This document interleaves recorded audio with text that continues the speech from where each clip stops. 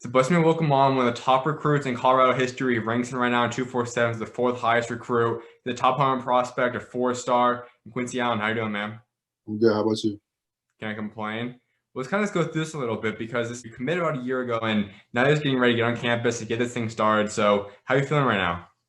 I'm feeling real good. I'm just getting ready for the season and getting ready to get out there. Just staying in the gym, getting stronger, and just trying to stay healthy until I get out there. So you've had a long up and down high school career, so we're gonna kind of get into that a little bit. And you originally decided to go out there and just choose a school which has a great history. We know one player is a pretty good player that came right before you got there, and Luka Garza, who obviously a lot of people should know who he is. But just take us a decision like why was that the high school you want to attend? Well, initially it was between Maret, Mhm. DeMatha, and Georgetown Prep.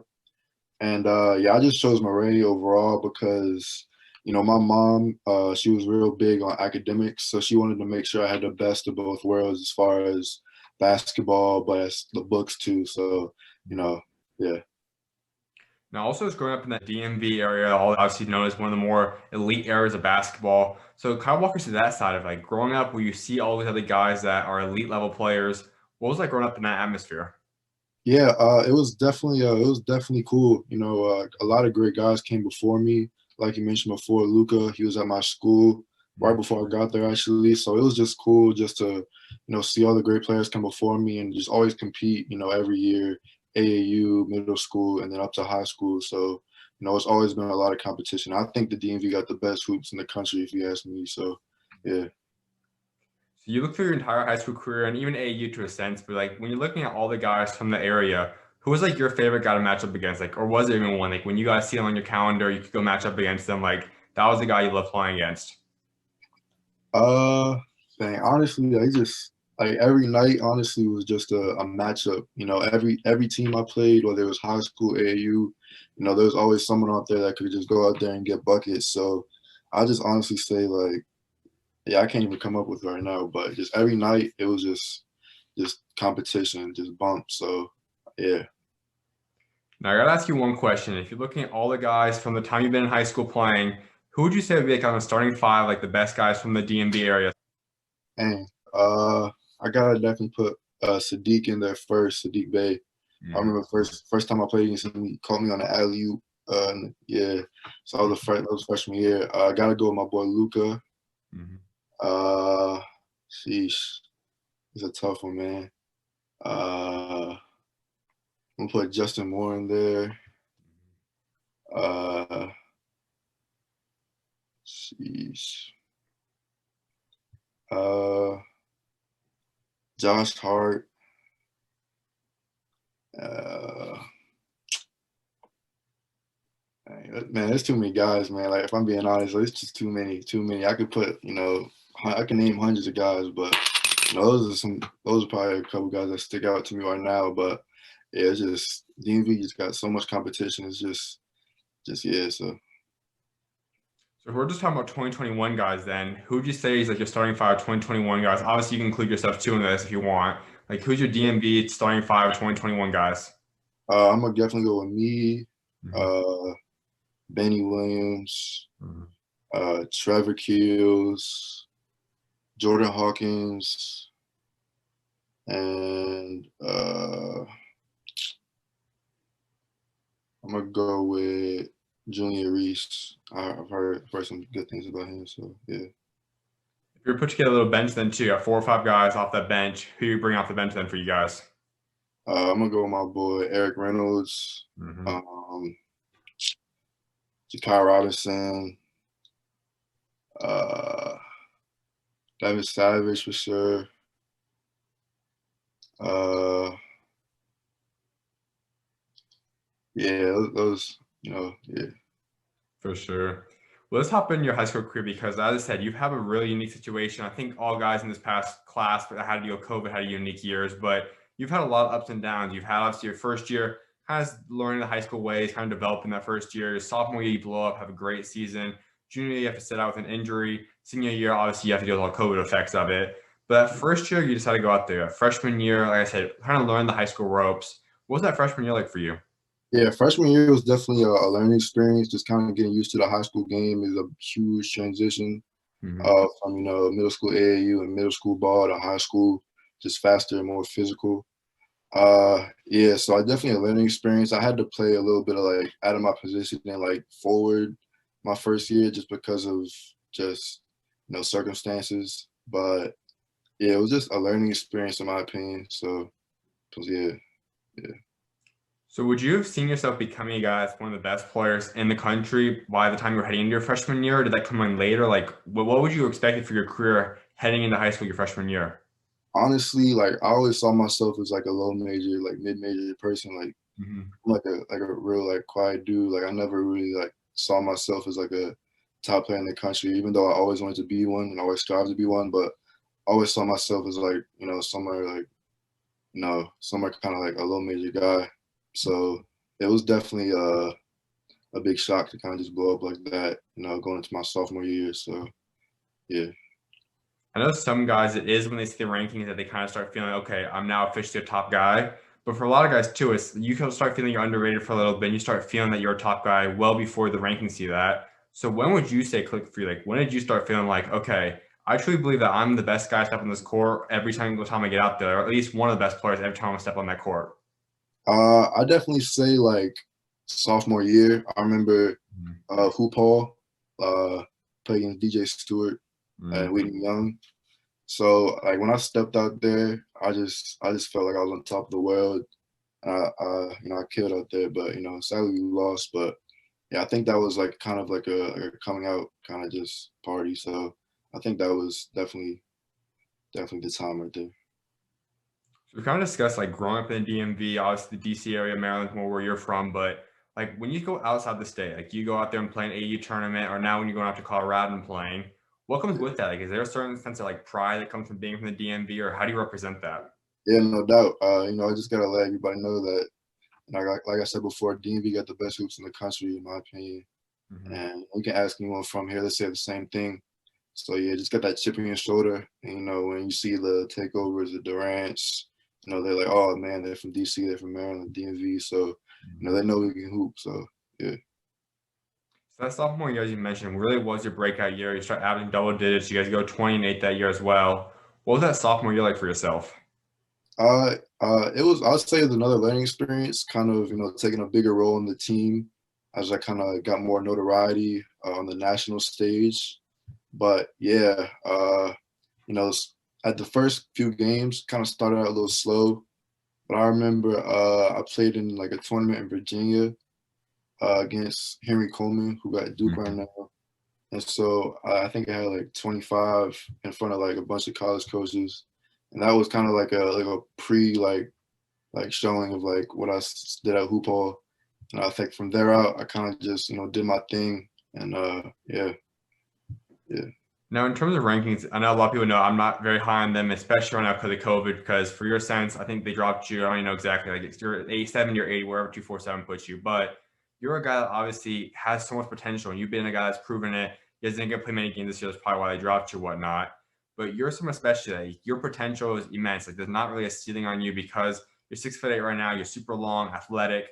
So how have you kind of managed looking at the rankings? Like has it pushed you at all? Has it motivated you? Do you like the rankings? Like, how have you evaluated that throughout your career? Man, honestly, like I don't really pay attention that much to the rankings. Like, Mhm. it's cool to be on there, but when I go up, go down, I don't really pay attention. I just, come out on the court. That's where you show it. So, Mhm. it's cool to be ranked and all that, but you gotta prove it at the end of the day. So, yeah, that's how I kind of look at it. So where do you see yourself long term? Like I said, like there's not really a ceiling for you at all. Like you got so much potential long term to develop at Colorado, and most likely have a good chance of playing the NBA someday too. Like, where do you see yourself becoming? Is there a certain player you think you play a lot like? Is there a certain kind of person you want to become like? Like, what's kind of the future you see for yourself? Yeah, that's the goal. That's the ultimate goal of the NBA. So, Mhm. but player comparison, I've always looked up to, KD, Jason Tatum, Paul George, and I've been looking at a lot of Karis LeVert highlights, honestly, like from Mhm. the past couple months, because he can hoop for real. But yeah, definitely those guys who I look up to right now. So then you head in that junior season. As I mentioned earlier, you missed the year because of a bone spur in your knee. But take us to the injury. Obviously, no one wants to deal with an injury, but how that happened and kind of walk us through the rehab process of that injury. Yeah, so I mean, I guess I was born with it. I kind of just always had it, but I remember like it was preseason. We was having some scrimmages, and I was feeling great and I was doing good.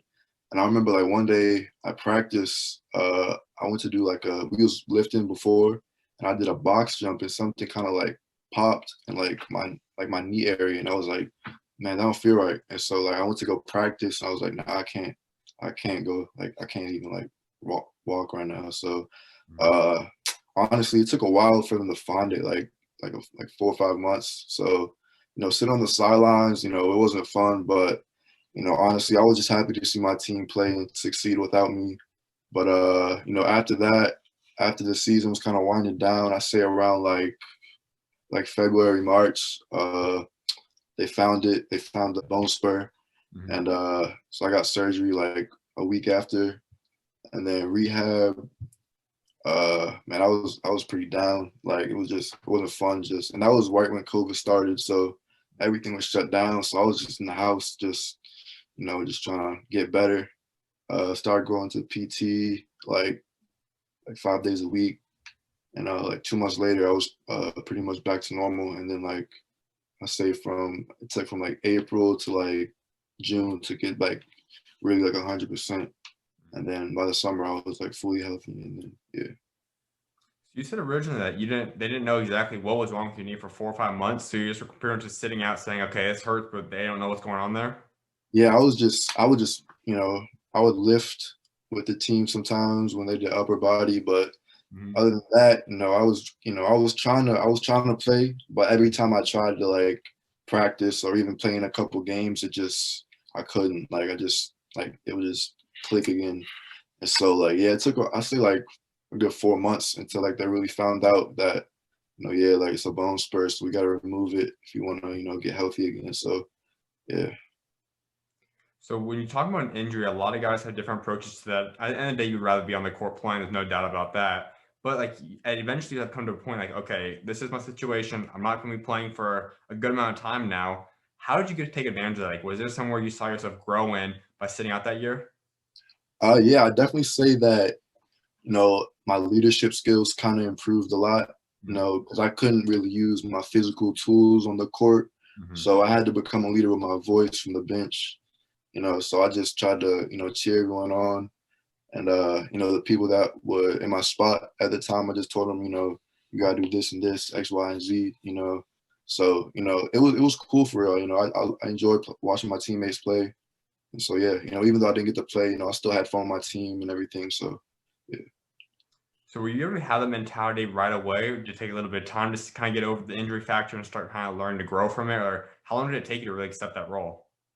I'd say it took probably like, I mean, I kind of had it right from the jump. Just, I kind of accepted like, I can't play right now. I kind of just gotta, accept the fact that I'm hurt and I gotta, I still gotta help my team win somehow. So, I do whatever I can. So, coach all my teammates up, cheer them on, and just encourage them and make sure they do what they gotta do out there to get the win every night. So, yeah. So then COVID comes into play, which in a way for you probably was even a little bit of a blessing in disguise, because if it was typical, you wouldn't have to play this season, gone right into then AAU season, and you probably would have tried playing a little bit earlier. But then having to set up the COVID and kind of work through the process, knowing that games weren't going to start up to summertime, how much did COVID actually become like a blessing in disguise, or did it even become that for you?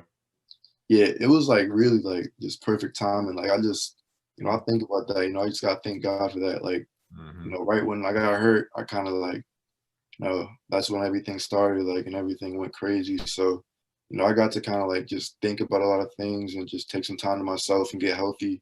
So, and I decided, when I got healthy that I wasn't gonna, play AAU just so I can, rehabilitate myself and get my skills sharp enough. So by the end of the summer, I was straight. So yeah. Now, for a lot of your career, we're going to take over, and this past year, things are a little bit different. And obviously, decided to stay with your high school team, I believe, for all your AU games. So, what was that like? Like, we started seeing you get back on that court. You're healthy. You're playing games post COVID to a degree, obviously. But just what was it like just getting back on that court and playing again? It was amazing. It was one of the best feelings of my life. I felt like more athletic, more bouncy. I just felt better than ever when I stepped back out there. So, I just, again, just thank God for being healthy and being able to get back on the court so I could, finish up my senior season. So.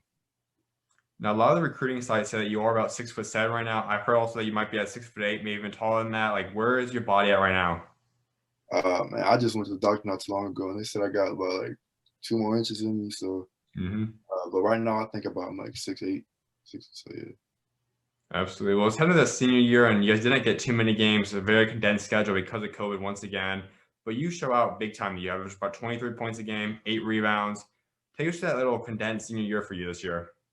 Yeah, with COVID and everything, we had to wear the masks like every practice, every game. It was a pain sometimes. You can't really breathe with that thing on when you're playing and running up down the court, especially if you're playing, the whole game. But I got used to it. I was just blessed to have a season. We played some games in the fall league, and then when the season came around, we played about 10, 11 games. And I just tried to make the best of it and enjoy it with my teammates while we could, and make it as normal as possible. So I had fun, even though it wasn't ideal, but I had to do what I had to do and make the best of it. So yeah. Now, you look back at your entire high school career, and as I said, there's a lot of ups and downs. You surely didn't get as much as action you probably would have dreamed of having. But what would you say was like your favorite game? Like, was there one game that you look back at and you say, okay, that was my favorite one? Yeah, like definitely the one against Whitney Young is up there. I say all my games were our rivals, Citadel friends. Just the atmosphere in the gym was crazy. Much respect for them and all the coaches on the staff. So yeah, definitely like just whenever there was a rival game, I just love the energy in the crowd, and I just love that, like bringing that energy, bring that fire, talking a little trash. So yeah, that was probably those type of games. Before we head into Colorado, I gotta talk about your family a little bit more because you're not the first person to play basketball in the family.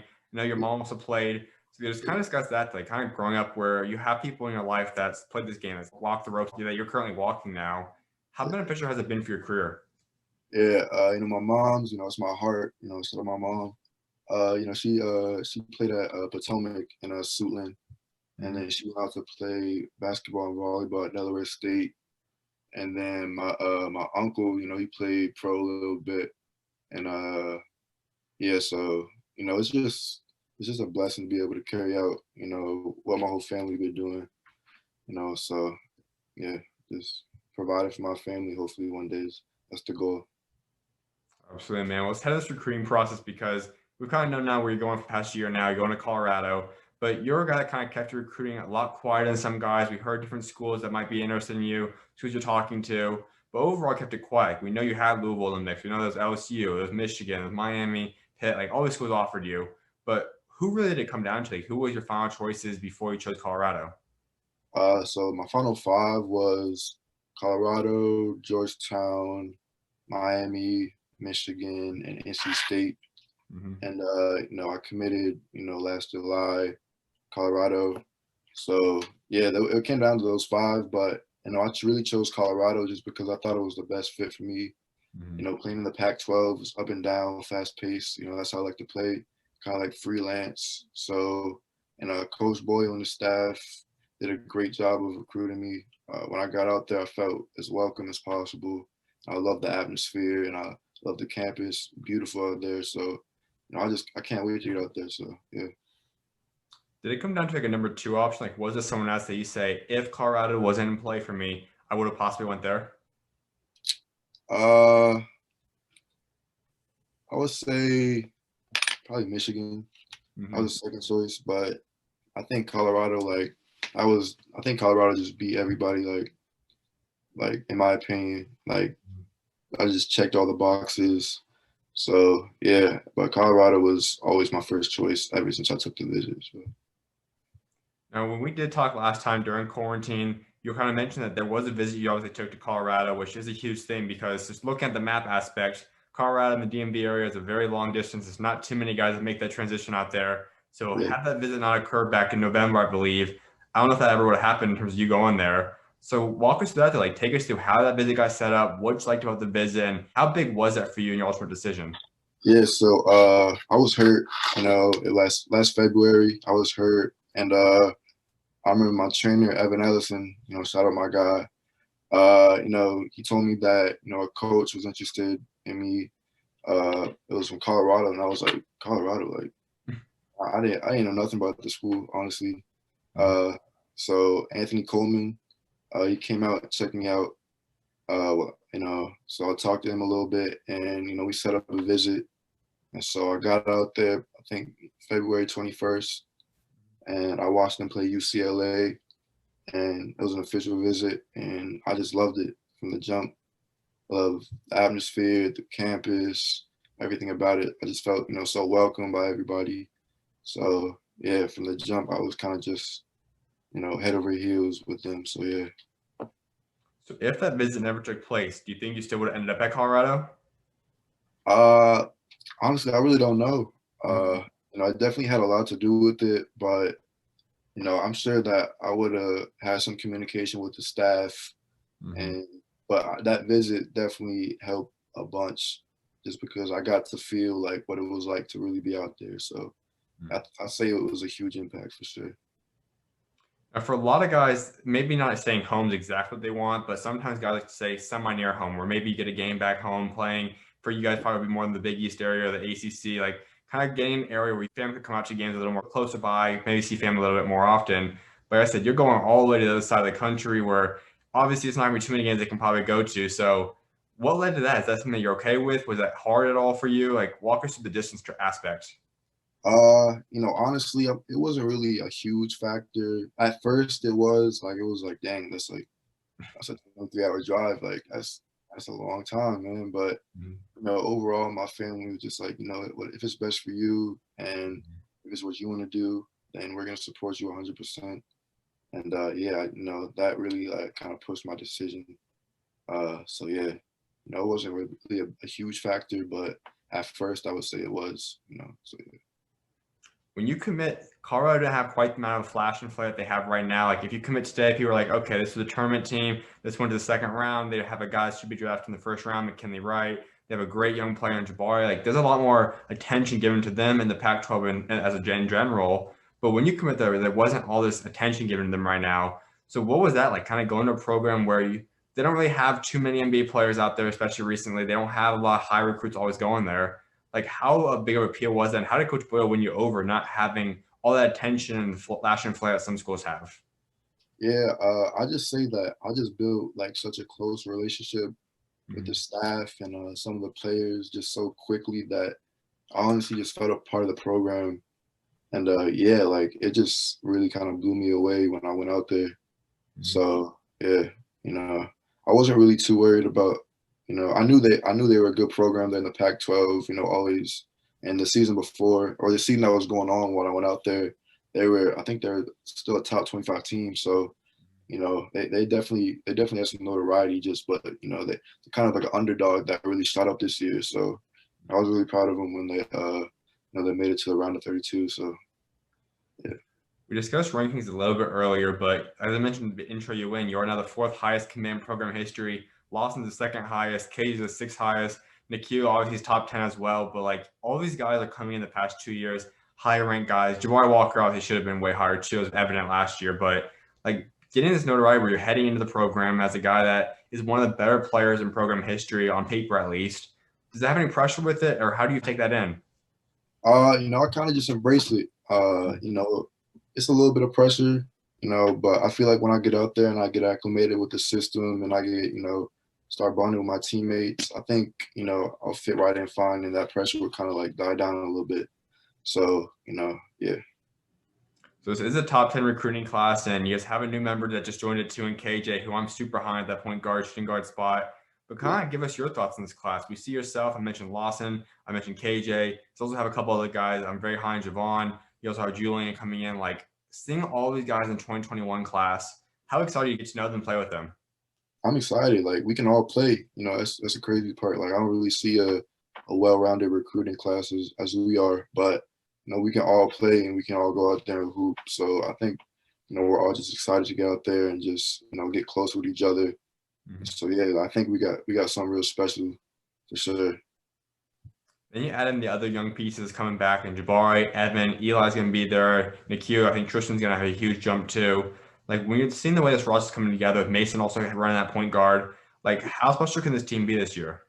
I think we can be real special. Mason. He's gonna be I think one of our main leaders because he probably has the most experience of all of us.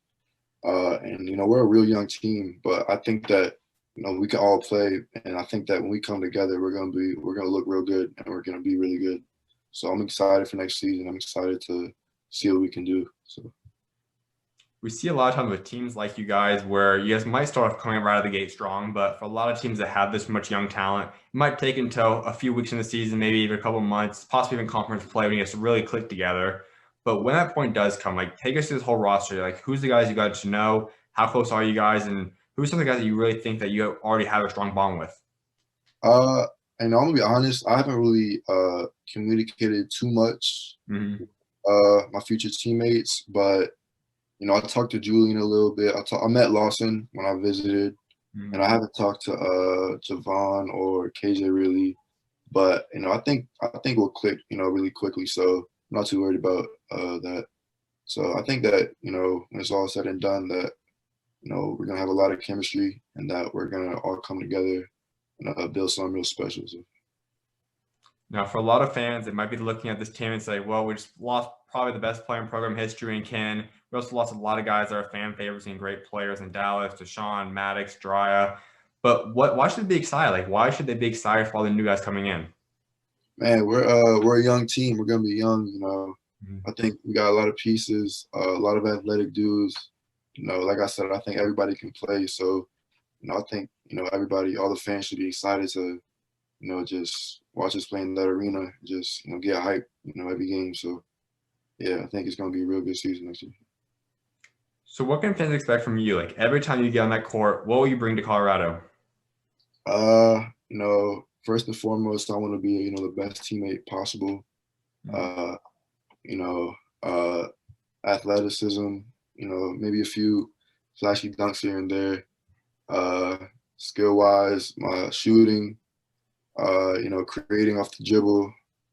And I'm trying to become more of a two-way player and get my lockdown defense, one-on-one defense, where it needs to be for the next level. So those are definitely some of the tools that I bring to the table. So Now, things could obviously change once you get on campus and once you guys go through training camp and all that. But when you talk to Coach Boyle, though, and you kind of discuss you and your fit there, how's he plan to use you? Like, what position does he want to run you at? What does he expect for you to bring the team? Like, what does he want from you this upcoming year? When we talk, he definitely sees me as playing at that guard wing position. Mm-hmm. Bring the ball up a little bit. Wing player. So yeah, like I think as like I said before, like as I get more acclimated and as I kind of get out there a little bit more, I think I'm a find where I fit and yeah. Now, we don't know how many years you've been, as I mentioned earlier, you do have NBA potential, whether that be after your first, second, third, fourth year, like whatever that looks like, it's going to be in your own timing. But like if you are there for 4 years, what's all the things you think you can accomplish and develop into over that time? If I'm there for 4 years, the ultimate goal is a NCAA championship, Pac-12 championship, Pac-12 Player of the Year, All Pac-12 team. But like I said before, most important is that shit.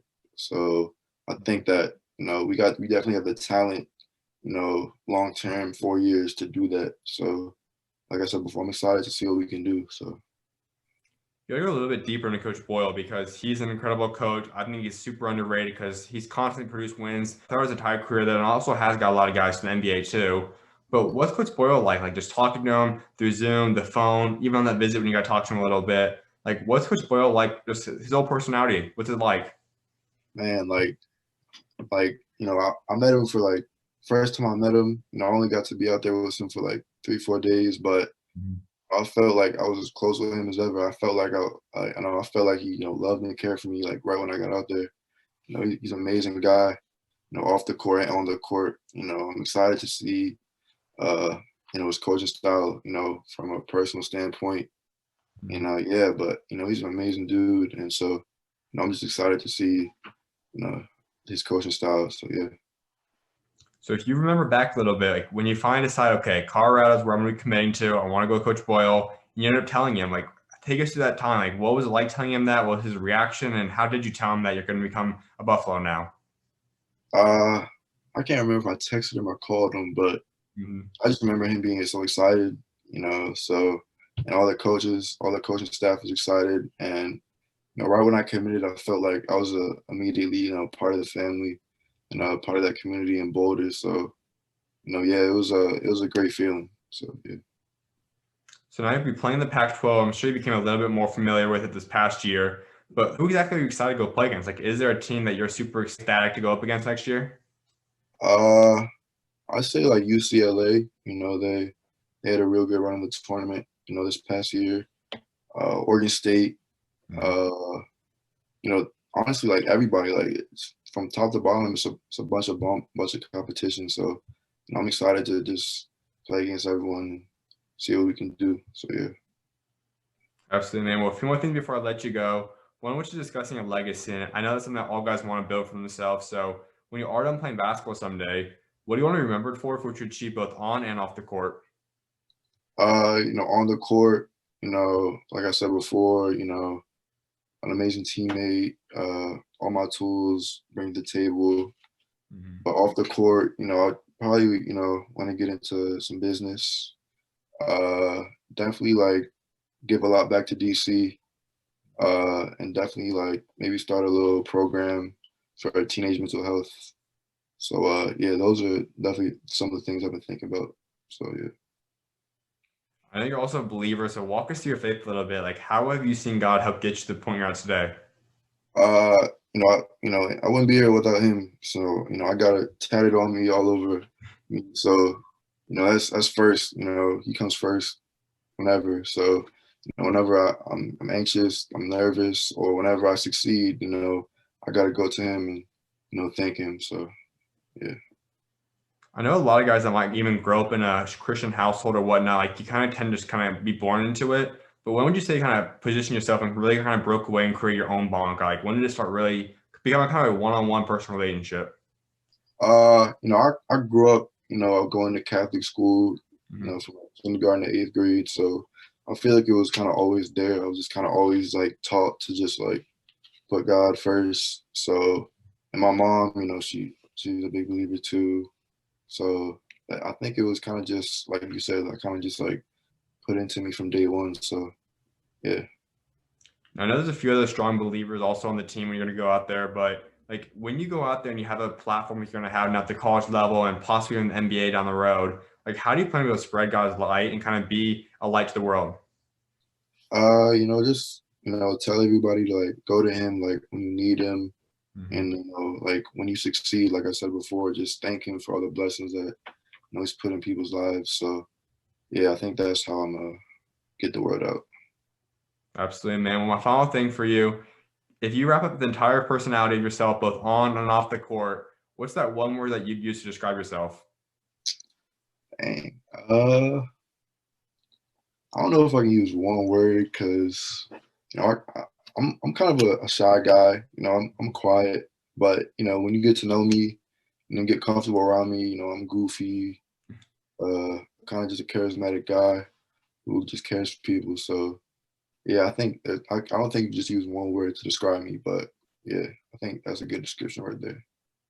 Absolutely, man. Well, congrats on the big move again. I'm excited to see what God's got next for you and I appreciate you taking time to come on today, man. Yeah, thank you so much. Of course, you're welcome on, man. God bless. You too.